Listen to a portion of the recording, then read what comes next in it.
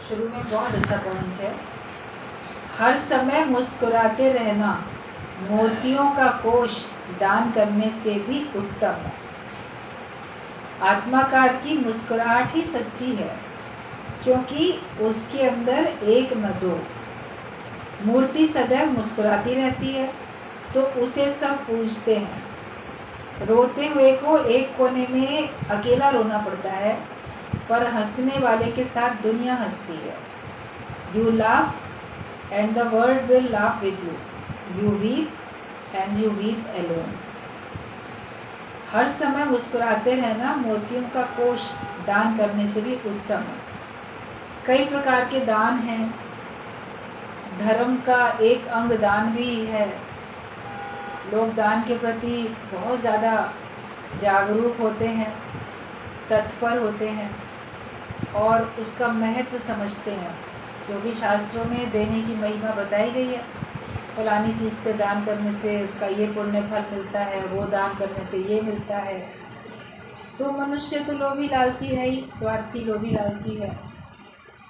वो दे भी रहा है तो दूसरे के लिए थोड़ी दे रहा है, अपने लिए दे रहा है कि मैं एक दूंगा तो मैं 10 पाऊंगा, ये दूंगा तो ये मिलेगा। तो दान की प्रवृत्ति बढ़ जाती है। भाई कहीं पे थोड़ा सा बदले में कई गुना ज़्यादा मिलने की उम्मीद होती है, दान की प्रवृत्ति भी बढ़ती है। और यूँ देना बताया कि ठीक है, आप उदारचित होकर दे सको, जहाँ किसी के लिए कोई ज़रूरत की बात है आप दे सको। लेकिन अभी तो लोगों ने बिजनेस ही बना के रखा हुआ है। गुरुजी एक सिंधी की कोटेशन बोलते थे, उसका हिंदी मीनिंग होता था कि जहाँ पे लोभी होते हैं तो वहाँ पे ठग लोग भूख नहीं होते हैं। मतलब कि लोभ तुमको है कि तुम्हें स्वर्ग मिलेगा, तुम्हें आगे कई गुना ज़्यादा मिलेगा, तुम्हारे अंदर ये लोभ है, इसलिए तुम भिखारियों को और जगह पे जहाँ दान लिया जाता है, जिस जिस जगहों पे वहाँ पे आप देते हो, कई लोगों को देते हो। तो चूँकि तुमको ही लोभ है कि मुझे पलट के ज़्यादा मिले, इसलिए तुम दे रहे हो अपने लोभ के कारण से। तो वहाँ ठग लोग बहुत घूमते रहते हैं। अब कहीं भी चले जाओ, किसी मंदिर के बाहर, किसी और भी कोर्ट के बाहर, हॉस्पिटल के बाहर या सड़कों पे ऐसी मार्केट में आपको भीख मांगने वाले बहुत मिल जाते हैं। तो आप सोचते हो इन्हीं को दान दे दें, ये भी हमारा दान ही है एक तरीके से। तो वहाँ देते रहते हैं। तीर्थों में जाओ तो वहाँ देते रहते हैं और उससे अपने को समझते हैं कि हमने बड़ा अच्छा काम किया। हालांकि अच्छे काम के साथ बुरा भी हो रहा है, वो नहीं पता चलता। गुरु ही हमको जब ज्ञान की दृष्टि देता है तो हमको पता चलता है। आप कीमती से कीमती चीज़ भी दान देना चाहते हो तो बताया कि अगर तुम मुस्कुराते रहते हो, हर समय खुश रहते हो, हर समय मुस्कुराते रहते हो, तो समझो तुमने एक थाली भर के सच्चे मोतियों का दान दे दिया। उसका जितना महत्व है उससे कई गुना अधिक महत्व। जो प्रसन्न रहता है, हर समय मुस्कुराता रहता है, तो जैसे मोतियों का कोष दान करने से भी उत्तम है। जैसे पूरा एक खजाना मोतियों का, सच्चे मोतियों का। तुम्हारे दांत भी तो मोती की तरीके से होते हैं ना। जब हंसते मुस्कुराते हो तुम्हारे दांत दिखते हैं। तुम किसी को खुश करते हो तो अगले के भी दांत देखने लग जाते, वो भी खुश रहता है, खिलखिला पड़ता है, हंसने लगता है। तो वो मोतियों से बढ़ के है दान देना। गुरु ने ज्ञान का दान बताया, भगवान ने, कृष्ण ने ज्ञान का दान सर्वश्रेष्ठ दान बताया। बाकी जैसी जिसकी आवश्यकता होती है, देखो वास्तव में आवश्यकता है तब तो दोगे।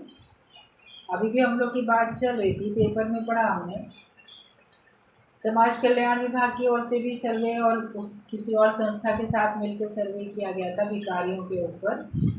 तो सर्वे में इतने चौंकाने वाले उनके आई हैं रिपोर्ट्स देखने में आया कि एक एक भिखारी हज़ारों रुपये महीना कमा रहा है।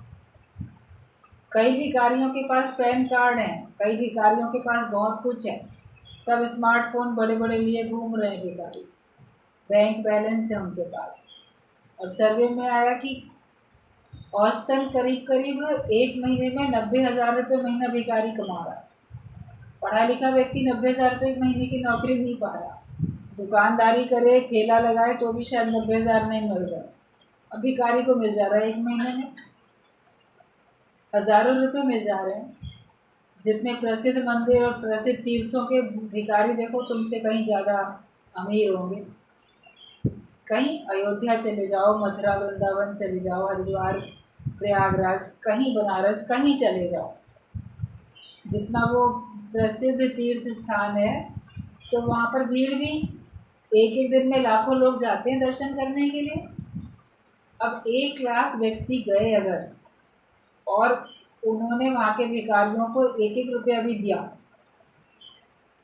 तो कितनों को तो कितना मिल गया ना, हज़ारों हज़ारों मिल जाते हैं उनको एक एक दिन में। तो लोगों ने भीख का बिजनेस बना लिया।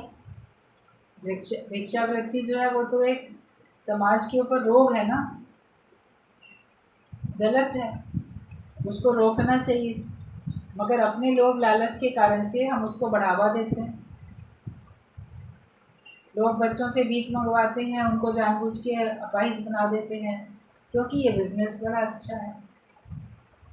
तो इसको तो रोकना होगा ना आपको। आप भगवान से बढ़ के थोड़ी हो गए हो। भगवान को देना होगा तो चलो किसी के भी माध्यम से देगा, तो तुम वो माध्यम अपने को मत बनाओ ना। कम से कम जो सत्संग में आए, जिनको सही समझ मिली, वो तो अपने इस प्रवृत्ति को रोक सकते हैं।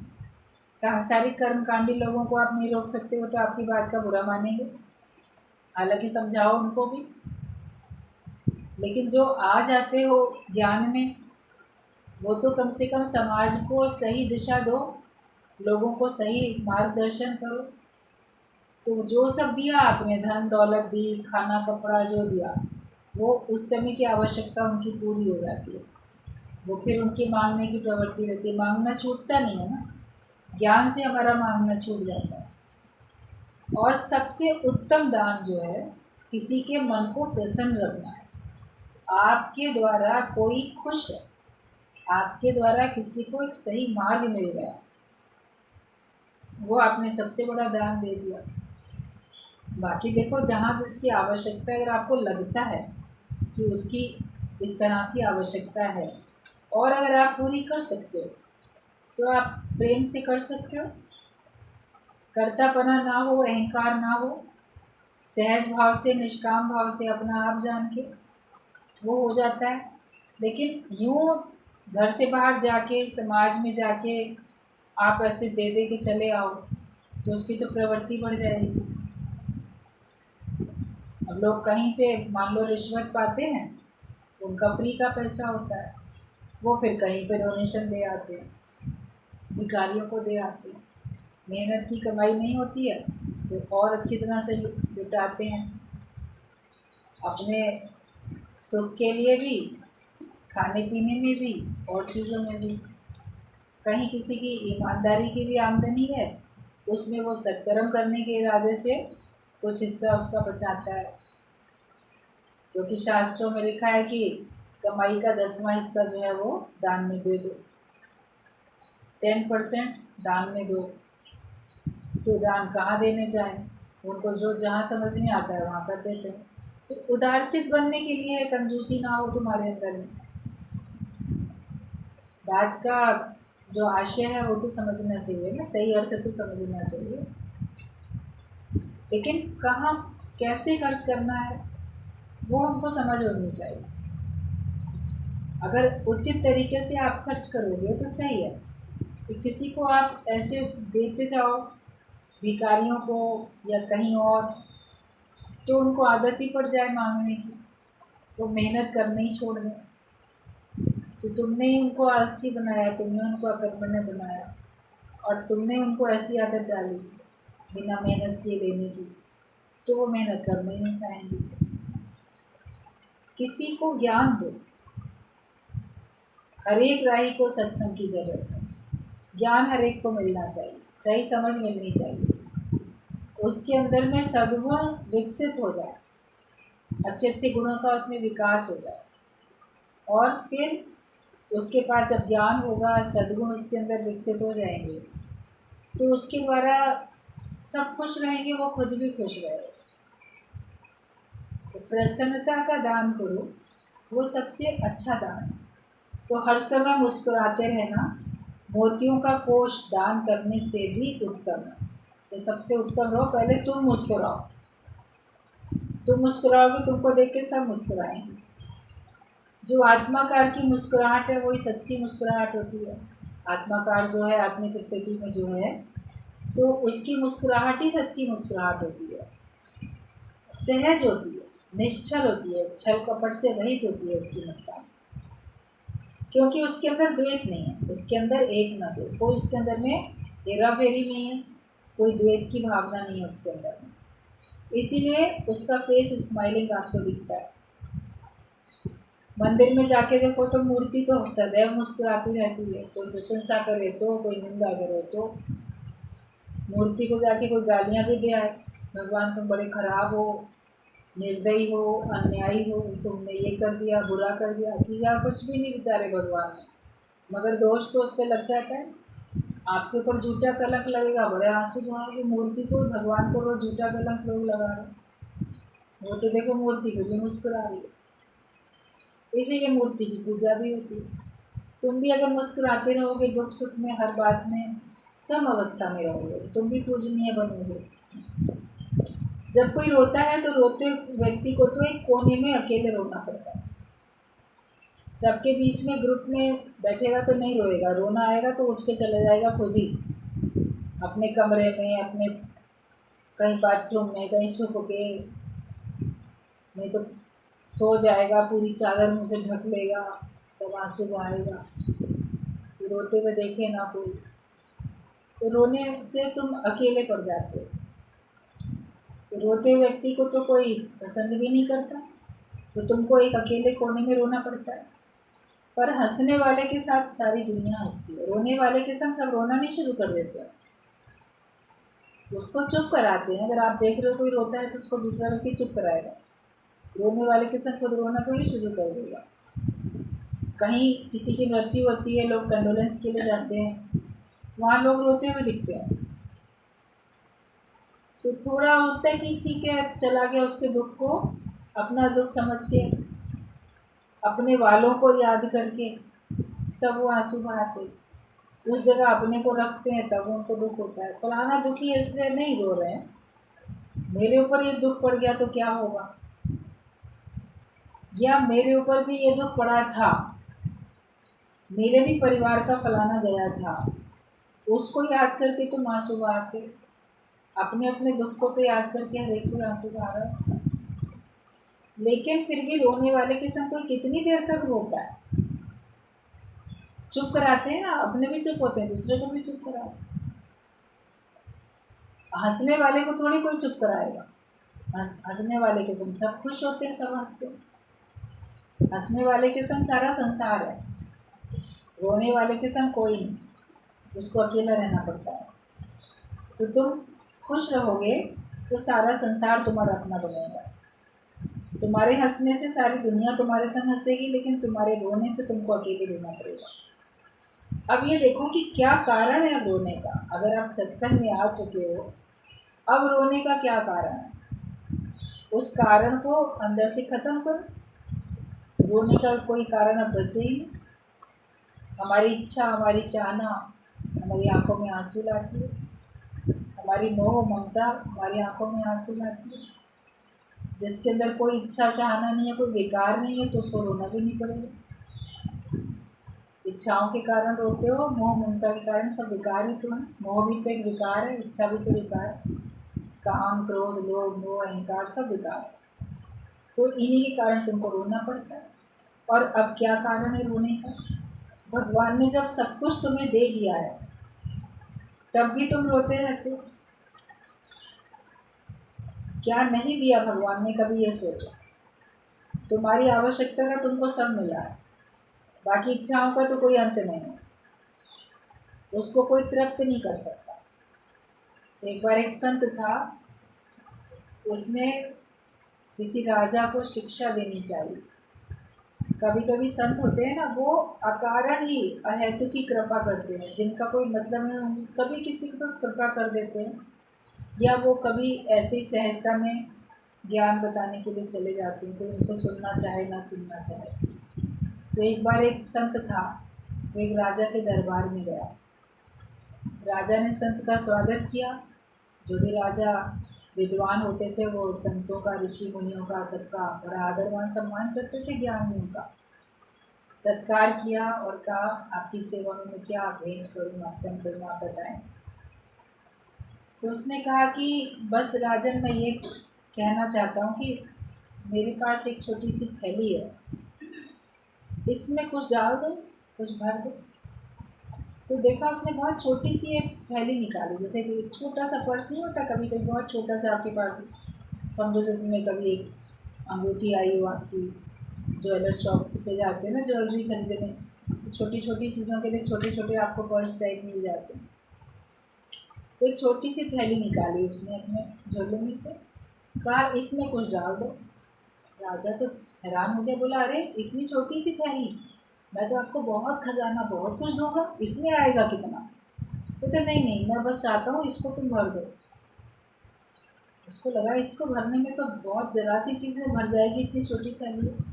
मगर संत ने कहा नहीं, मुझे और कुछ नहीं चाहिए, बस इसको तुम भर के दे दो मुझे, तुम जो देना चाहते हो। तो राजा ने अपने मंत्री से कहा कि सबसे कीमती जो हीरे हैं वो ला के इसमें डाल दो, क्योंकि हीरा जगह कम लेगा और कीमत ज़्यादा होगी उसकी, तो कम से कम इस बहाने संत को मैं अधिक कीमत की चीज़ तो दे सकूँगा।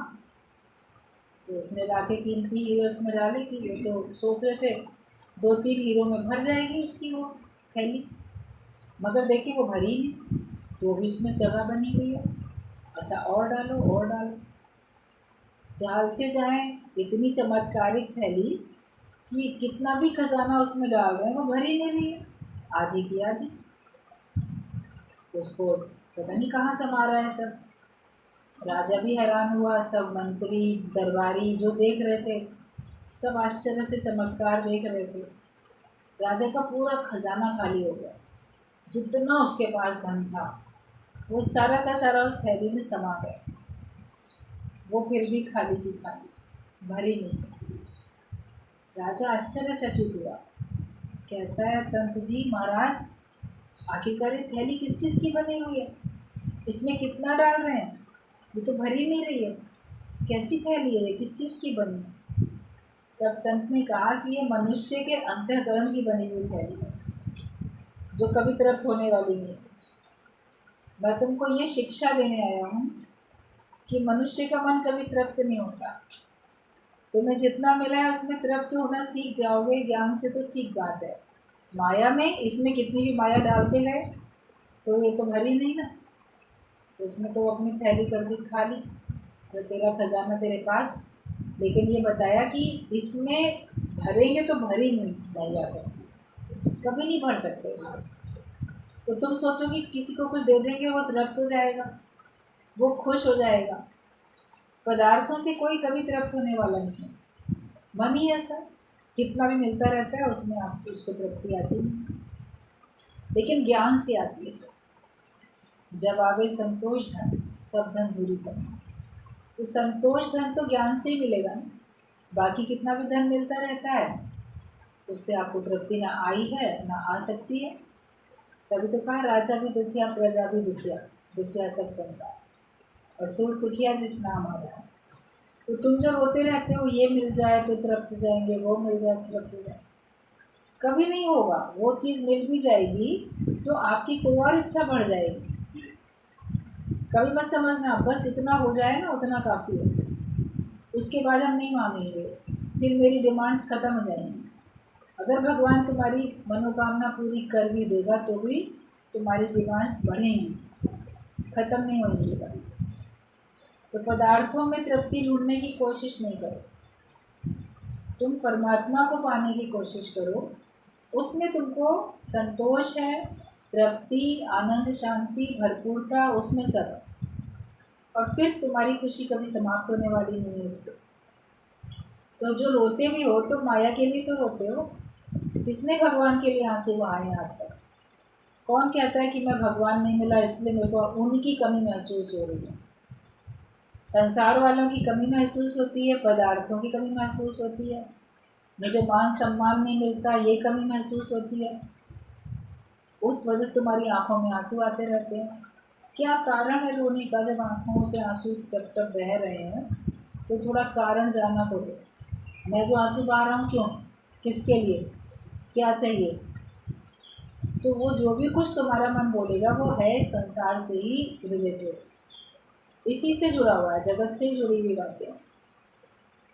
ईश्वर के लिए जिसने आंसू बहाए तो वो तो उतने भगवान के प्रेम में नशे में आएगा कि उसको संसार फिर सूझेगा ही नहीं। विवेकानंद ने कहा है जिसने भगवान के लिए थोड़े भी आंसू बहा लिए उसको तो लगेगा जैसे अब मैं पैर धरती पे है ही नहीं, मैं तो बिल्कुल आसमान में उड़ रहा हूँ। इतनी प्रसन्नता उसको हो जाए।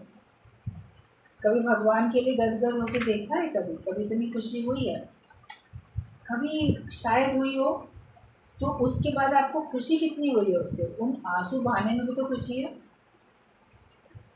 प्रेम के जरिए मैंने प्रभु को पा लिया, प्रेम के आंसुओं से हमने पाया भगवान को। गोपियों ने भगवान के प्रेम में आंसू बहाए, माया के लिए तो नहीं बहाए ना कि मुझे माया नहीं मिलती, या माया वाले मुझे मान सम्मान नहीं देते, या माया वाले मुझे सुख नहीं देते। उनको माया से मतलब ही नहीं। भगवान के भक्त को तो भगवान से ही मतलब है। मुझे दुनिया वालों से क्या काम है? उनको दुनिया वालों से कोई काम ही नहीं है। और तुम दुनिया वालों के लिए आंसू बहाते रहते हो, या सांसारिक पदार्थों के लिए, पद प्रतिष्ठा के लिए। तो कारण देखो, कारण क्या है रोने।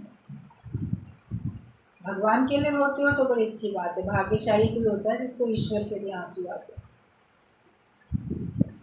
इतने भाग्यशाली अपने को बनाओ। तो माया के लिए तो कोई कारण ही नहीं है रोने का कि अब क्या कारण है रोने का। भगवान ने जब सब कुछ तुम्हें दे दिया तभी तुम रोते रहते हो। भगवान ने किसी को भी कम या ज़्यादा प्यार नहीं किया है, सबको बराबर किया है। ईश्वर का प्रेम सबके साथ बराबर है। किसी को माया कम मिली, किसी को अधिक मिली, तो ये नहीं कि उसके साथ भगवान का ज़्यादा प्यार है इसलिए भगवान ने उसको माया अधिक दे दी। उसको प्रेम तो बराबर है, बाकी उसका हिसाब किताब है, प्रारब्ध है उसकी। जैसा जिसने किया है उसको वैसा मिल रहा है। और कभी कुछ दे के भगवान अपने से दूर करता है, कभी कुछ ना दे के अपने से नज़दीक भी करता है। ऐसा भी कभी देखने में आता है। और कभी कुछ नहीं मिलता तो आप और भगवान से दूर हो जाते हो, कभी मिल जाता है तो भी भगवान से दूर हो जाते हो, कभी मिला है तो भी भगवान के नज़दीक आते हो। राजा जनक को तो राज्य में भी ज्ञान मिला, उसके पास सब कुछ था तो भी भगवान के नज़दीक चला गया। तो ये सब हर एक की अपनी अपनी पुरुषार्थ की, प्रारब्ध की और समझ की बात है। जो जैसी मेहनत करता है, जो अपना उद्देश्य बनाता है, अपनी मंजिल जो बनाता है उसी की पहुंचता है। तो भगवान का तो सबके साथ बराबर प्यार है। ये नहीं बोलना कि मेरे से कम प्यार है इसलिए भगवान ने मुझे कम दिया। भगवान सर्वत्र है। तुम भगवान से, अपने माँ बाप से, गुरु से भी खुश नहीं हो, क्योंकि तुमने तो कसम उठाई है कि मैं जिंदगी में हरदम रोता ही रहूँगा। तुम लोग जो हो ना, कोई कोई ऐसे होते हैं जो किसी से भी खुश होते ही नहीं, भगवान से भी खुश नहीं होते। भगवान ने उसके लिए बहुत कुछ कर दिया, उसकी दृष्टि में ही नहीं आता कि भगवान ने मेरे लिए सब किया। भगवान से भी शिकवे शिकायत करता रहेगा, तुमने ये नहीं दिया, तुमने वो नहीं दिया। और कोई अपने माता पिता से भी खुश नहीं होता, तुमने मुझे ये नहीं किया, वो नहीं किया। कोई बोलेगा तुमने मुझे कॉन्वेंट स्कूल में नहीं पढ़ाया, हिंदी मीडियम में पढ़ाया, तुमने मुझे ऐसा किया, मेरी बचपन में ये इच्छा पूरी नहीं करी। किन्हीं न किन्हीं बात में अपने माता पिता से भी शिकवे शिकायत करते रहते हैं बच्चे, बड़े होने तक भी करते रहते हैं। हमको कम किया, उसको ज़्यादा किया, उसको पूछा, हमको नहीं पूछा। शुरू से भाई बहनों का आपस में कंपैरिजन, कंपटीशन चलता रहता है। तो बीच में माता पिता को उसमें घसीटते रहते हैं, तुम्हारे कारण से ऐसा होता है, तुमने उसको सर पे चढ़ाया, तुमने ऐसा किया, बहुत कुछ होता है। तो माँ बाप से भी खुश नहीं, व्यक्ति ना भगवान से खुश होता है और ना अपने माता पिता से। कि तो भगवान से, अपने माँ बाप से और गुरु से भी खुश नहीं हो। फिर गुरु मिल जाता है जीवन में अगर भाग्य से, तो सारी दुनिया से हटके मन उसमें चला गया तो उसी को दोष देखते रहते, फिर उससे भी खुश नहीं होते। गुरु ने ऐसा कह दिया, गुरु ने वो कर दिया, उसको ये करना चाहिए था, उसको वो करना चाहिए। उसके अंदर भी भेद दिखेगा तुमको, अपनी इच्छा नहीं दिखेगी, कमी दूसरे में दिखेगी। तो गुरु से भी तुम खुश नहीं होते, तो किससे खुश हो? तो भगवान से खुश नहीं, निराकार परमात्मा से खुश नहीं, अपने सगे माता पिता से खुश नहीं, गुरु से खुश नहीं। गुरु तो निस्वार्थ भाव से तुमको अपनाता है, उसका कोई तुम्हारे से खून का रिश्ता थोड़ी, परिवार के थोड़ी हो तुम उसके।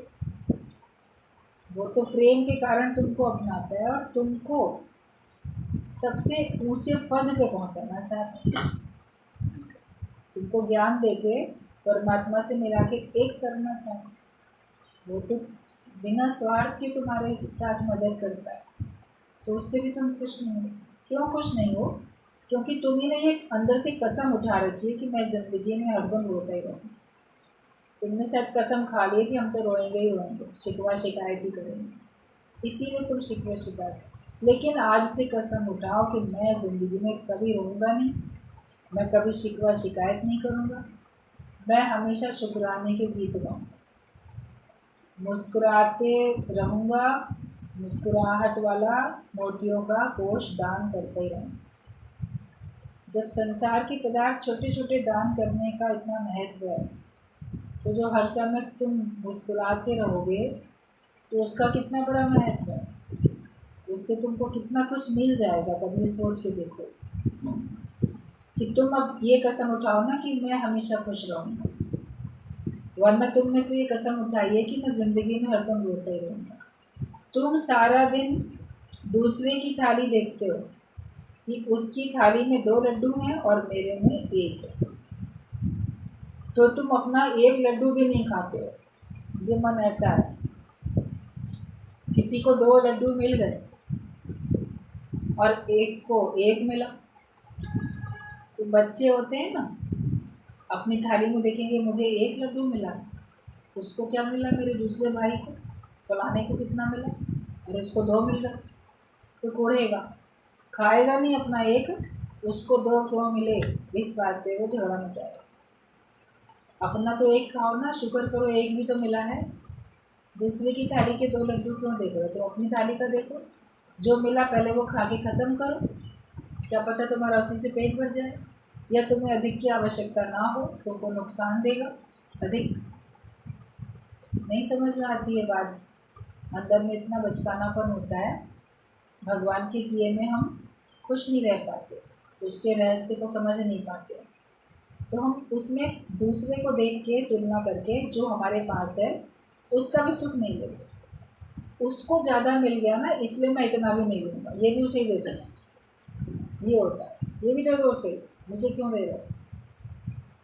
तो तुम अपना तो ले ना जो भगवान ने तुमको दिया।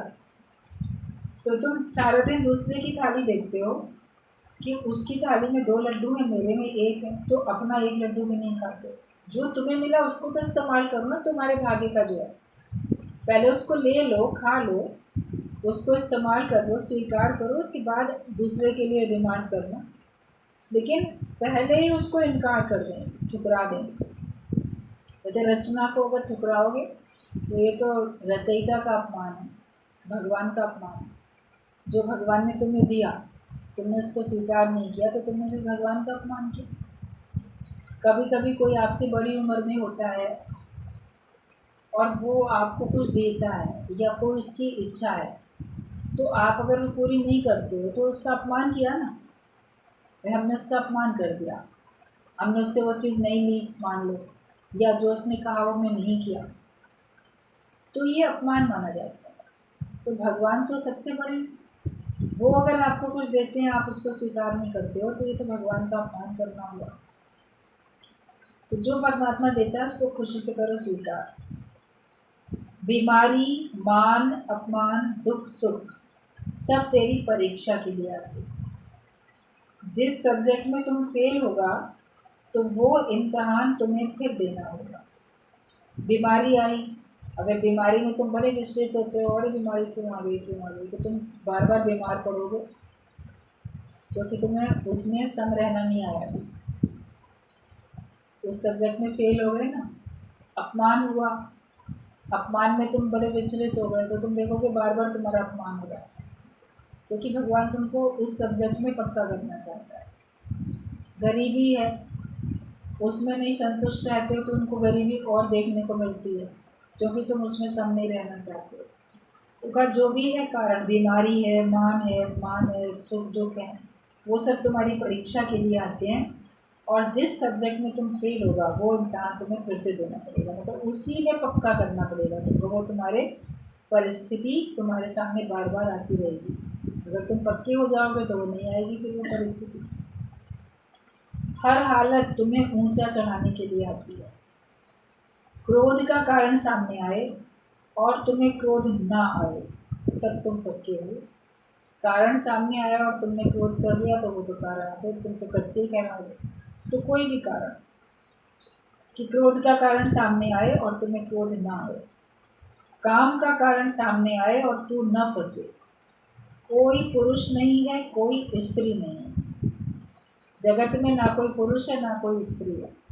कामना का कारण सामने आएगा, तुम फंसो नहीं।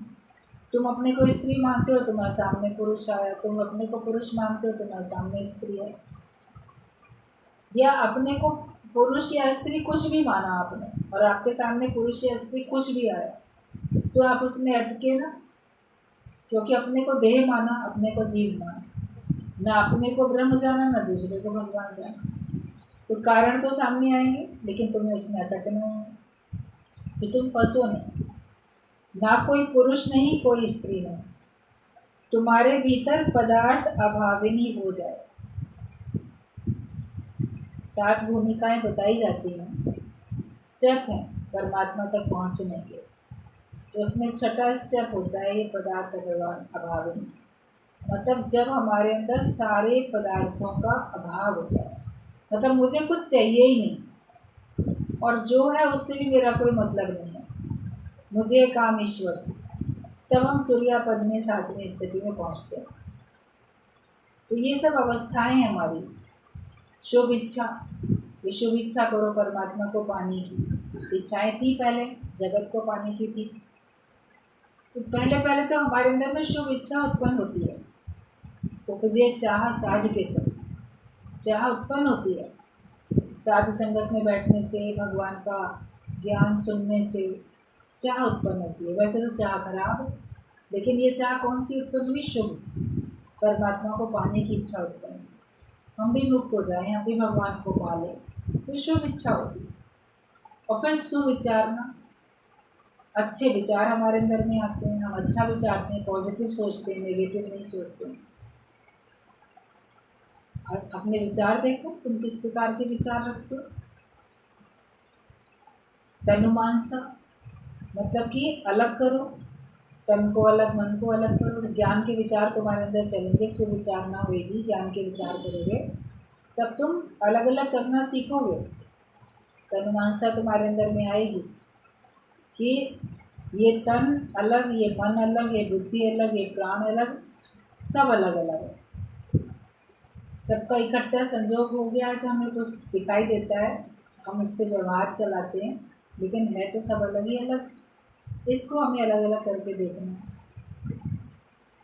और फिर हमारे अंदर में हो जाए असंगता, हम अलग हो जाएंगे तो फिर हम जिस चीज़ को नहीं चाहते, जो मिथ्या को अलग करेंगे, सत्य को अलग करेंगे।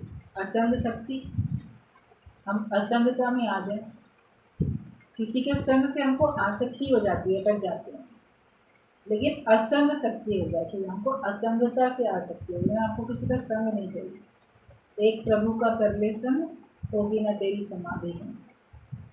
जब सबसे हमारा मन असंग हो जाता है तब सत्वापति, सत्य में स्थिति बनती है हमारी, हम उस परमात्मा में अपने आप को स्थित कर लेते हैं। और फिर वो क्षण ऐसा होता है कि पदार्थ अभाव नहीं हो जाता, कोई पदार्थ हमारे अंदर में अंदर ही नहीं है ना बाहर, सोना मिट्टी सब एक बराबर हो जाए, किसी प्रकार का कुछ भी हमारे अंदर लोभ लालच नहीं रहता। तब तुम्हारी तुरीय अवस्था बनती है, मतलब जहाँ पे तुम इस संसार से टोटल अपने को ऊपर पाते, जगत बना ही नहीं। जगत दिखाई देता है भ्रम के आधार से, भ्रम संशय हुए तो तुमको जगत दिखाई दिया, अपने को जीव मान लिया तो तुमको जगत दिखाई दिया। लेकिन जब आप सर्वत्र परमात्मा देखते हो तो आपके लिए भगवान ही है, जैसा देखते हो वैसे सब कुछ है। तो कारण तो सामने आएंगे, माया में बैठे हो, शरीर तो 5 तत्वों का है, जब तक देह तुम्हारे संग है, देह को चलाने के लिए ये भी माया, बाहर की भी माया, माया का कार्य माया से चलता है। तुम भले इसको देखने वाले बनो, कारण तो सामने आएंगे मगर तुम इसमें अटको नहीं। काम का कारण, क्रोध का, लोभ का, मोह का, अहंकार का, सब कारण सामने आते हैं, लेकिन ज्ञानी उनको देखता है, अटकता नहीं है उसमें, वो प्राम होके रहता है, निर्वेक न्यारा होके रहता है। तो फिर तुमको क्या होता है, तुमको पदार्थ अभावनी हो जाए, किसी का लाखों रुपए का सोना जेवर पड़ा हो, कोई बंगले में रहा पड़ा हो, तो भी तेरा मन उसमें ना जाए। पदार्थ अभावनी अगर तुम्हारे अंदर हो चुकी है, तो किसी के पास लाखों अरबों खरबों की संपत्ति तुमको दिख रही है, इसके पास बहुत पैसा है, लेकिन तुम्हारा मन किसी की प्रॉपर्टी में, किसी के पैसे में नहीं जा रहा, ना तुमको पाने की लालसा होती है, दूसरा मुझे दे दे या भगवान मुझे दे दे, मेरे पास भी ऐसा हो जाए। वो इतने बड़े महल में रहता है, बंगले में रहता है, मेरी तो झोपड़ी है, मेरे पास भी महल हो जाए। तो जिसके अंदर पदार्थ अभावनी हो जाती है, वो किसी का लाखों रुपए का सोना जेवर पड़ा हो, कोई बंगले में रहा पड़ा हो, तो भी उसका मन उसमें नहीं जाता, क्योंकि वे सब अंदर से खून के आंसू बहाते हैं। जिनको ये सब मन है ना, मुझे ये मिल जाए, पदार्थ मिल जाए, पदार्थों के कारण से बाहर से तुम्हारी आँख से तो आंसू दिख रहे हैं, मगर अंदर अंदर तुम वैसे खून के आंसू बहा रहे हो, तो इतना कष्ट तुम अंदर में महसूस करते हो पदार्थों को पाने के लिए। और वो पदार्थ तुम्हारे हमेशा बनेंगे भी नहीं, बन जाएंगे तो ज़रूरी नहीं, गारंटी कि तुम्हें सुखी भी करेंगे। पदार्थ मिलने के बाद तुम्हें सुख मिल जाएगा, इस बात की कोई गारंटी नहीं। और उसके लिए तुम खून के आंसू बहाते हो, उसके लिए तुम इतना दुखी होते हो कि वो सब अंदर से तो खून के आंसू बहाते हैं। पर सुखी बसे मिस्कीनियाँ आप निवारते हैं। सुखी कौन रहता है दुनिया में? जो नम्रता भाव में रहता है, झुक के चलता है, अपने को निवार देता है, नीचा कर देता है अपने को, भगवान के आगे, भगवान की मर्जी के आगे वो अपने शरणागत होके अपनी गर्दन झुका देता है, स्वीकार कर लेता है परमात्मा के द्वारा आई गई प्रत्येक स्थिति को। जो स्वीकार कर लेता है वही सुखी रहता है। तो सुखी बसे मिस्किनियाँ आप निवार करे, बड़े बड़े अहंकारियाँ नानक गर्भ गले। गुरु नानक देव की उसमें ग्रंथ में ये वाणी आती है। मिस्कीनिया नाम का एक पहलवान था, मिस्कीना, तो वो कुश्ती करता था और जीत जाता था, बहुत मजबूत शरीर का। तो एक बार एक गुरु का भक्त होता है, तो वो सोचता है कि मैं गुरु के लिए, गुरु के आश्रम के लिए, यहाँ के लिए मैं भी कुछ योगदान करूँ, धन का कुछ दूँ। होता है ना कि हम गुरु को कुछ भेंट करें, गुरु दक्षिणा दें, या हम गुरुद्वारे के लिए, गुरु के आश्रम के लिए कुछ भेंट करें, उसके मन में आता है। तो वो कहता है मैं भी कुछ करूँगा, दूँगा।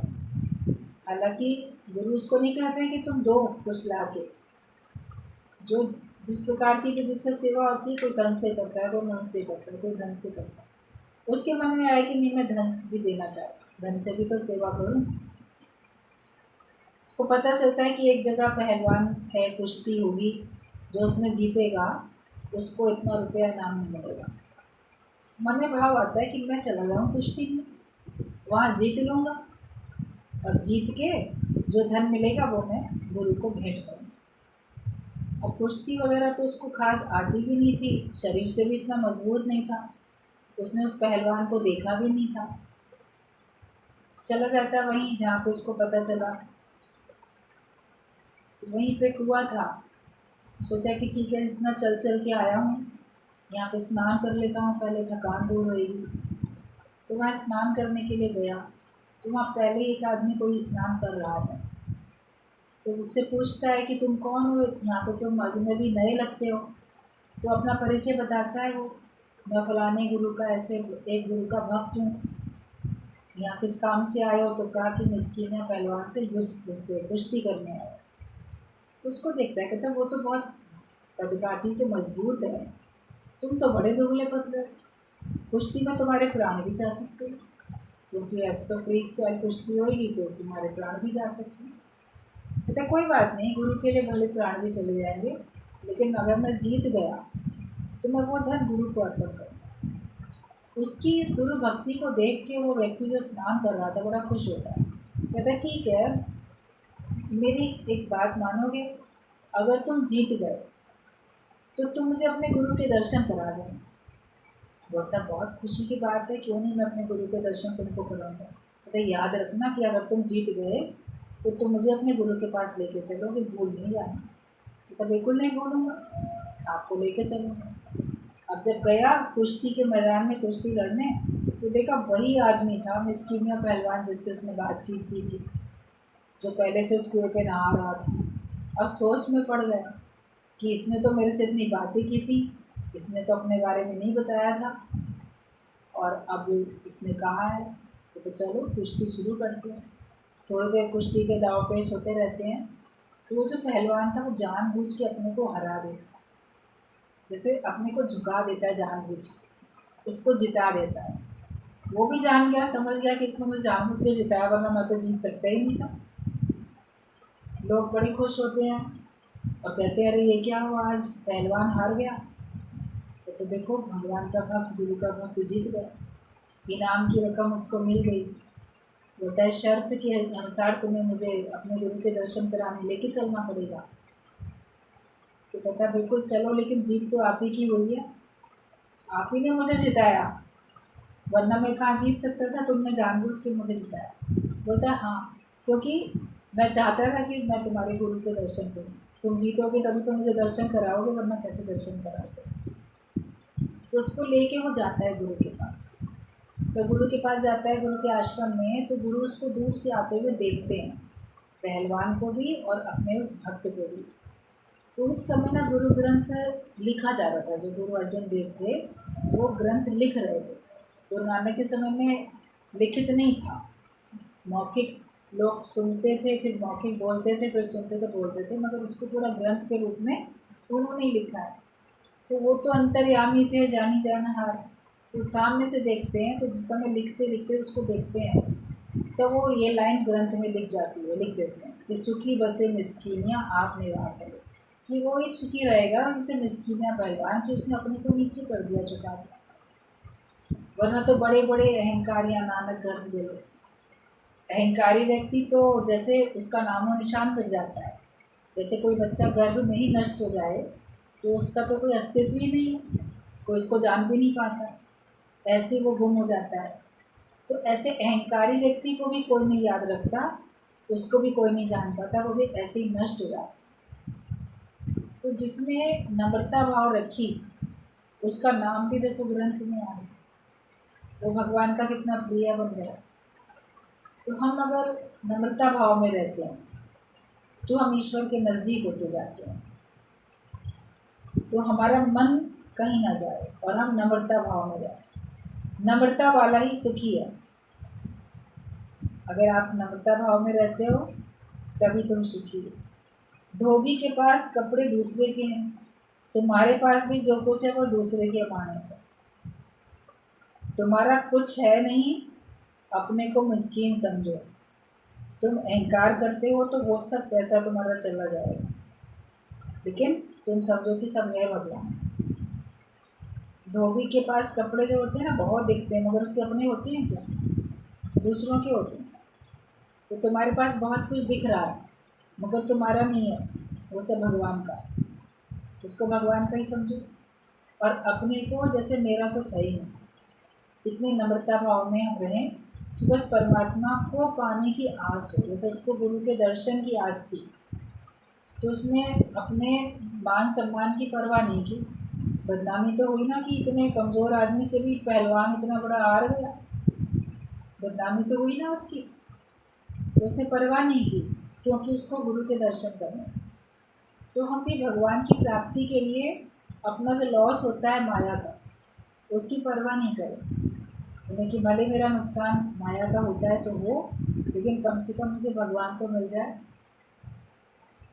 माया छूटी, ममता छूटी, लेकिन ज्ञान तो मिला।